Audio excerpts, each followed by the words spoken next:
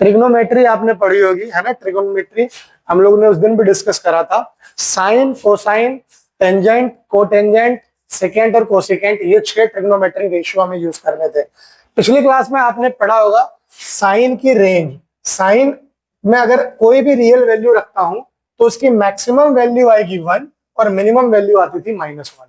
ये उसकी रेंज होती है। -1 से 1 के बीच में ही साइन हमेशा एग्जिस्ट करेगा। इसका ग्राफ भी कुछ इस तरीके से होता है, देखना, है ना, इस तरीके से होता है।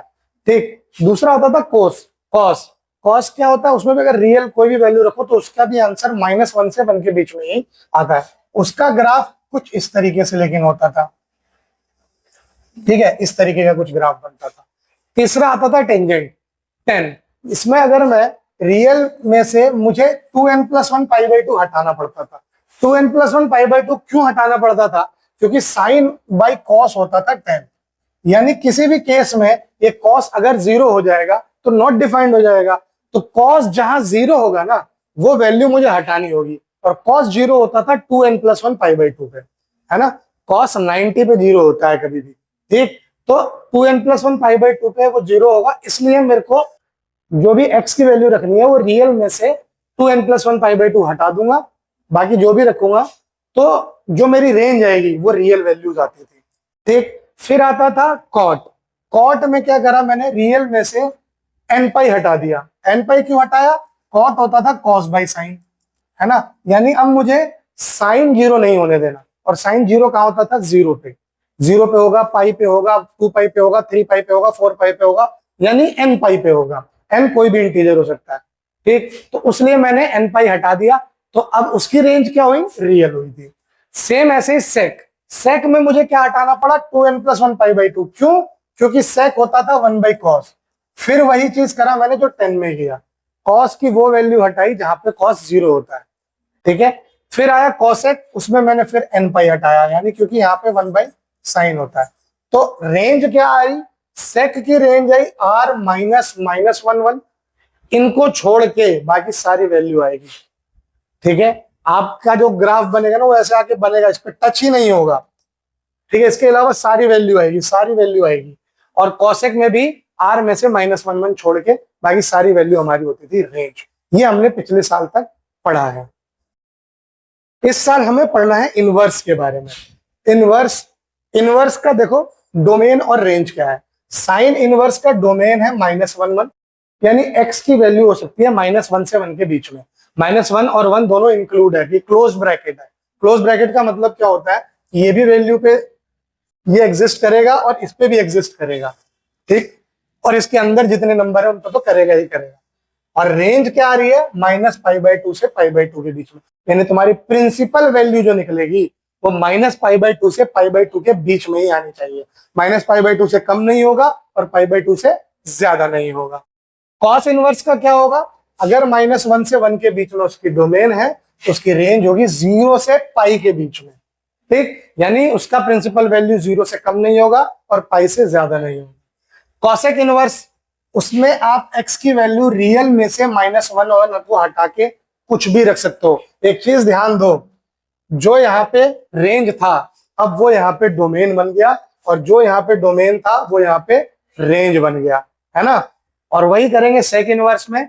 देखो कॉस, अब यहाँ पे अगर ध्यान देखते हो तो 0 नहीं आएगा। -π/2 से π/2 के बीच में 0 भी आता है, बट 0 छोड़ के बाकी सारी वैल्यू उसकी रेंज होगी, ठीक। क्यों 0 छोड़ देंगे? क्योंकि 1/sin आता है कॉसेक, तो 1/sin फिर अनडिफाइंड हो जाएगा। सेक में π/2 आपको हटाना होगा क्योंकि π/2 पे cos 0 होता है, ठीक है।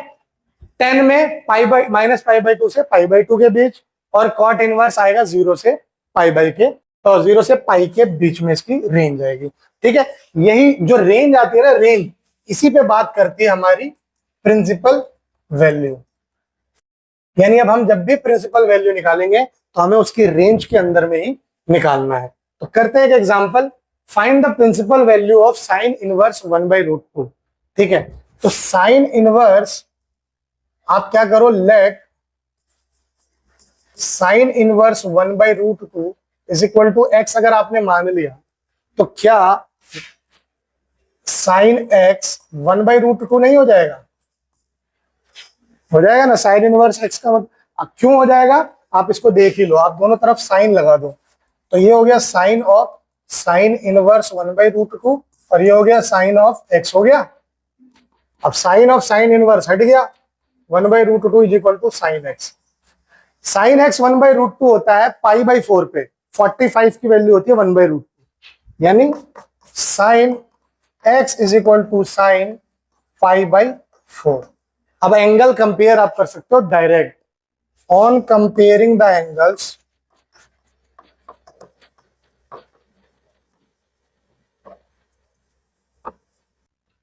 x इज इक्वल टू π/4, है ना। अब उसने प्रिंसिपल वैल्यू पूछी है और प्रिंसिपल वैल्यू साइन की कहां से कहां तक आ सकती है, -π/2 से π/2 के बीच में। तो आप क्या लिख देना, आप इस तरीके से लिख देना, सिंस जो π/4 है वो -π/2 से बड़ा है और π/2 से छोटा है, इसीलिए principal value of sine inverse 1/√2 is π/4। ठीक है, इसीलिए साइन इनवर्स 1/√2 का प्रिंसिपल वैल्यू π/4 है। ठीक, लिख लीजिए इसको। Now find the principal value of cot inverse -1/√3। Value याद है कहां पे होता है 1/√3 कॉट का? चार्ट ये बना लेना, पेपर में बैठती ही खुद से।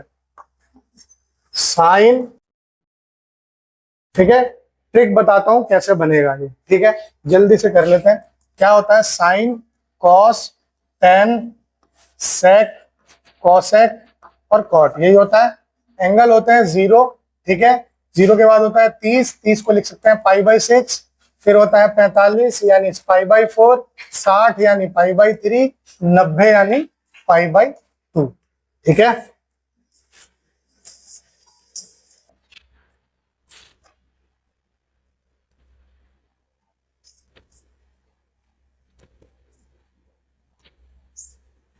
ट्रिक क्या है समझ लो, 0 1 2 3 4 सबको 4 से डिवाइड कर दो, ठीक है, और सब पे रूट लगा दो।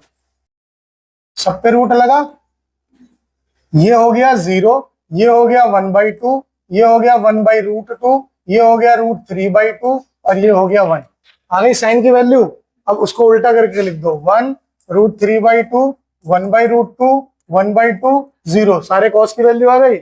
अब साइन बाई कॉस कर दो, 0/1 0, 1/2 अपॉन √3/2, तो ऊपर जाएगा, ये हो जाएगा 1/√3, ये आएगा 1 √3 और ये नॉट डिफाइंड, क्योंकि 1/0 नॉट डिफाइंड होता है। सेक यानी कॉस का उल्टा, तो 1 का उल्टा 1, इसका उल्टा 2/√3, इसका उल्टा √2, इसका उल्टा 2, 0 का उल्टा एंड डी, 0 का उल्टा 0/1 है तो 1/0, तो नॉट डिफाइंड।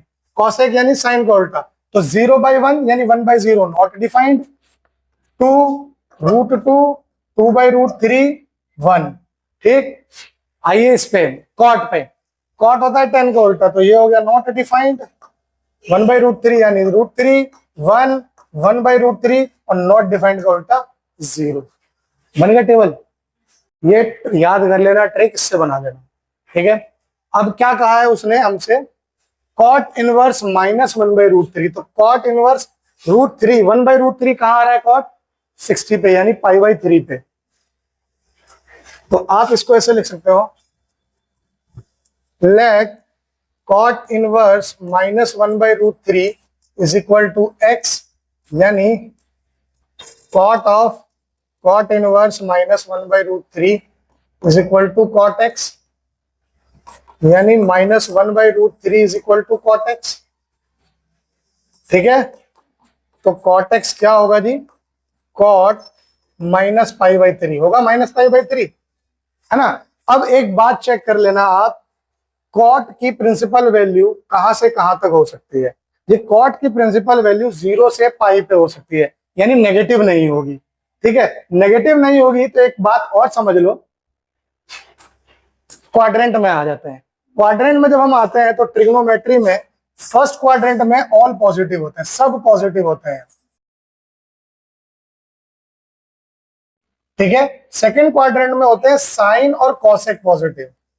थर्ड क्वाड्रेंट में होते हैं टेन और कॉट पॉजिटिव, ठीक है। फोर्थ क्वाड्रेंट में क्या होते हैं जी, फोर्थ क्वाड्रेंट में होते हैं सेक और कॉस पॉजिटिव, ठीक है। पाई माइनस पाई, तभी तो नेगेटिव वैल्यू, नेगेटिव वैल्यू कब आएगी, जब वो किसी नेगेटिव जगह पे जाएगा। तो नेगेटिव पे यानी सेकंड में है या फोर्थ में है, फोर्थ में जाएगा तो 2 पाई प्लस, तो 2 पाई प्लस अगर वो गया तो वो तो इसकी रेंज से बाहर निकल जाएगा, 2 पाई प्लस यानी पाई से बड़ा हो जाएगा, लेकिन मुझे 2 पाई प्लस में जा ही नहीं सकता मैं, तो यानी मुझे जाना पड़ेगा कौन से क्वाड्रेंट में, सेकंड क्वाड्रेंट में। सेकंड क्वाड्रेंट में जाने के लिए पाई माइनस पाई बाई 3, तो कॉट एक्स क्या हो गया यहां से, cot 3 pi minus pi by 3, तो एंगल कंपेयर करा तो एक्स क्या आ गया 2 पाई बाई 3। अब ये जो 2 पाई बाई 3 है, सिंस 0 से बड़ा है 2 पाई बाई 3 और पाई से छोटा है, therefore principal value of cot inverse minus 1 by root 3 is 2 pi by 3। Clear. तो ये ध्यान रखना है कि हमारे ये नेगेटिव वैल्यू जानी चाहिए, तो नेगेटिव आएगी सेकंड क्वाड्रेंट में और फोर्थ में। फोर्थ में अगर मैं जा रहा हूं तो मेरे दो उससे रेंज से बाहर चला जा रहा है, तो मेरे को सेकंड क्वाड्रेंट में जाना होगा। सेकंड में जाने के लिए मुझे पाई में से इस एंगल को सब्ट्रैक्ट करना है, तभी ये नेगेटिव में पहुंचेगा, ठीक है। तो ये आपका आंसर है, लिख लो। चलिए एक्सरसाइज के क्वेश्चंस पे आते हैं। Find the principal values of the following, ठीक है। पहला मैं बताता हूँ, दूसरा आप ट्राई करना। साइन इनवर्स माइनस 1/2, ठीक है। तो क्या करेंगे, let x is equal to sine inverse minus 1/2 मान लिया। दोनों तरफ साइन अगर मैं लाऊं तो sine x is equal to sine of sine inverse minus 1/2। तो जी एक्स कितना आ जाएगा, यस सॉरी साइन एक्स कितना आ जाएगा माइनस 1/2, ठीक है। तो साइन एक्स कितना आ गया माइनस 1/2, यानी 1/2 कहां पे होता है, साइन 1/2 देखो होता है पाई बाई 6 पे। तो ये हो गया कितना, साइन माइनस पाई बाई 6 होगा। अब क्या माइनस पाई बाई 6 हमारे रेंज में आ रहा है, तो जी साइन की रेंज है माइनस पाई बाई 2 से पाई बाई 2 तक, तो आ नहीं रहा रेंज में। माइनस पाई बाई 2 यानी माइनस 90 से प्लस 90 के बीच में, और माइनस पाई बाई 6 का मतलब होता है माइनस 30, तो माइनस 90 से तो बड़ा ही है माइनस 30, तो आ तो रहा है रेंज में। तो सिंस